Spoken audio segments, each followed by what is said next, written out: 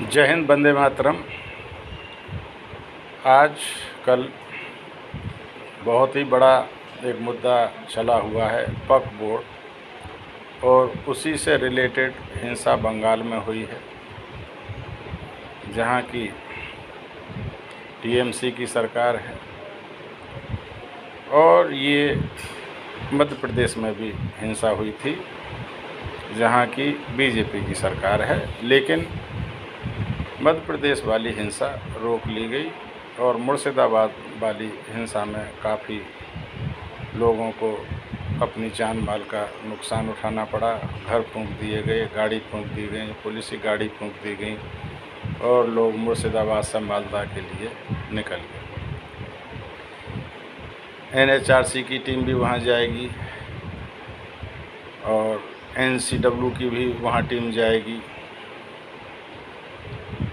ममता जी कह रही हैं कि वहाँ के जो राज्यपाल हैं कि वो मालदा का और मुर्शिदाबाद का दौरा ना करें। ये सब चीज़ें जांच और इनका राज्यपाल महोदय का वहाँ जाना, ये एक अलग बात है। लेकिन सबसे बड़ी बात है कि जो केंद्र और राज्यों का जो संबंध है, और केंद्र और राज्यों के संबंध में जो हमारे संविधान में सुपरमेसी केंद्र को दी गई है, हमारी सरकार उसको इस्तेमाल नहीं करे। जबकि बीजेपी के लोग भी कह रहे हैं कि ऐसे समय में राष्ट्रपति शासन वहाँ लगा देना चाहिए। और राष्ट्रपति शासन में बहुत बढ़िया प्रावधान है कि राज्यपाल वहाँ का अनुशंसा करता है, राष्ट्रपति उस पर दस्तखत कर देता है, और दो महीने बाद 2 महीने तक वो राष्ट्रपति शासन रहता है। लेकिन 2 महीने के अंदर अंदर वो संसद से पास कराना पड़ता है।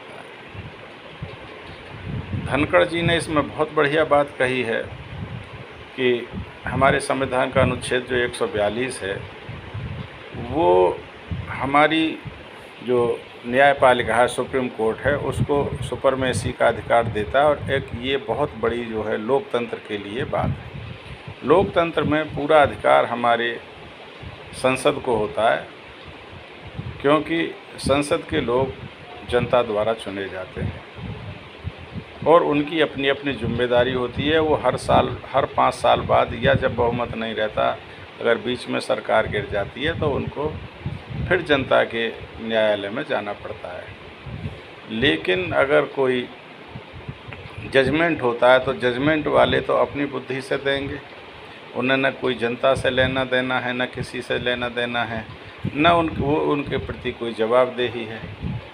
तो इसलिए सुपरमेसी कभी भी न्यायपालिका की कार्यपालिका के ऊपर नहीं होनी चाहिए, विधायिका के ऊपर नहीं होनी चाहिए, क्योंकि ये जो विधि बनाने वाली संस्था है, ये जो संसद है, ये हमेशा सबसे ऊपर रहनी चाहिए। और आज की जो सरकार है, जो वर्तमान में सरकार है, ये अपने उन अधिकारों का बेहतरीन तरीके से प्रयोग नहीं कर रही जिस तरह की संविधान में उनको दिए गए हैं। बाकी संस्थाएं जो संविधान में उनको अधिकार दिए गए हैं, उनके हिसाब से अपना वो प्रयोग कर रहे हैं। लेकिन इस समय की सरकार अपने अधिकार का प्रयोग नहीं कर रही। धनखड़ जी बिल्कुल सही कह रहे हैं कि सुप्रीम कोर्ट राष्ट्रपति को कोई जो है उस तरीके से निर्णय को नहीं बदल सकता। राष्ट्रपति का जो सिग्नेचर होकर के जो कानून बन गया,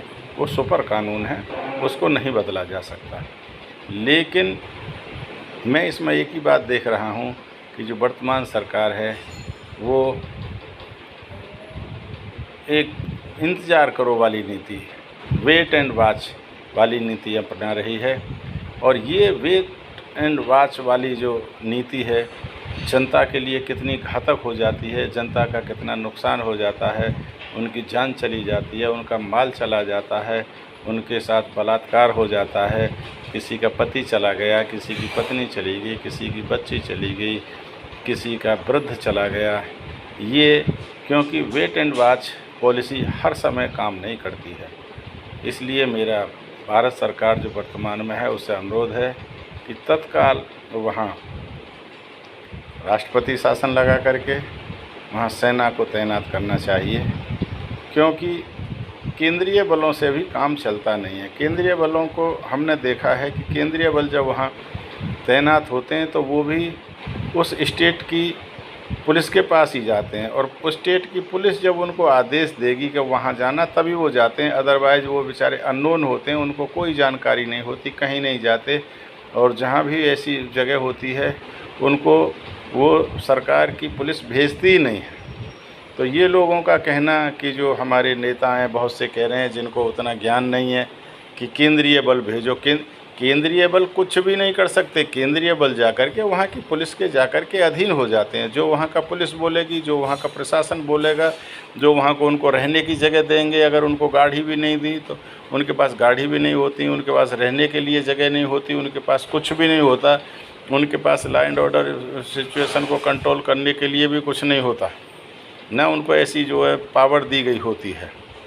लेकिन हाँ, जब वहाँ की सरकार चाहेगी तो केंद्रीय पुलिस बल प्रभावी होते हैं। अगर सरकार नहीं वहाँ की चाह रही है तो वो प्रभावी नहीं होते। तो ऐसे समय में केंद्र सरकार को चाहिए कि केंद्रीय बलों की बजाय वहाँ जो है भारत के जो सशस्त्र बल है, जो सेना है, उसको अपना चाहिए कि वो अपना टेक ओवर करे और मामले को तुरंत जो है ला करके। क्योंकि हमने देखा पहले जो सरकारें थीं वहाँ जब कहीं कहीं शहरों में दंगे होते थे तो तुरंत सेना को बुला लिया जाता था, और सेना ज़्यादा से ज़्यादा 1 घंटे में, उस कितना ही बड़ा शहर हो, 1 घंटे में उसको दंगे को शांत कर देती थी।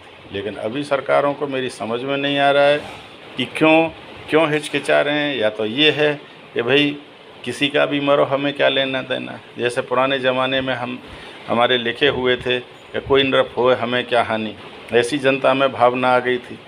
अगर जनता में ये भावना आ गई कि कोई नृप होए हमें क्या हानि, तो सरकार को सत्ता में बना रहना मुश्किल हो जाएगा। मेरा यही है। आज के लिए वीडियो लंबा हो गया, इतना ही। जय हिंद, वंदे मातरम।